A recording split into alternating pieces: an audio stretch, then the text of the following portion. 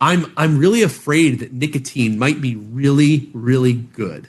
That you've probably seen this theory, right? Like that, like basically America smoked its way to being the dominant hyperpower. It kept people focused. It kept people fit. It's an appetite suppressant. Yep. There's this really interesting health trade-off theory that I'm not saying I buy into it fully yet. So for people who are watching and shouting and screaming, I don't buy into it fully yet, but I'm becoming more and more convinced that the health benefits of not smoking have not been properly traded against the health problems caused by the resulting eating, not just in terms of appetite suppressant, but also just people filling cravings and filling the need for ritualistic. Well, I would tell you out of experience with other things that are worse for you. I think the crazy version of this is we'd all be better off with lung cancer eventually, but fit until then. And it could be that smoking gets you there. So I don't know. I'm trying to figure this one out, but nicotine is near the top of my list of potential biohacks. Sure. The other thing that it feels real is nicotine makes boring things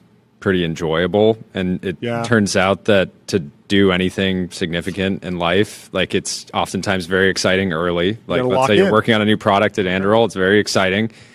You can make a 3D render, internally, not for marketing materials. I know you guys don't do that. No render policy. No renders. But let's say you make a render internally. You're like, this is really exciting, and then it gets into the mud, and you're like, okay, now we have to build this thing, and you're in the trenches of product development, and you get through many, many, many boring hours of struggle. Yeah. And I'll tell you, a lot of the people in the trenches, they are smoking. Yeah. The literal trenches also going back through war.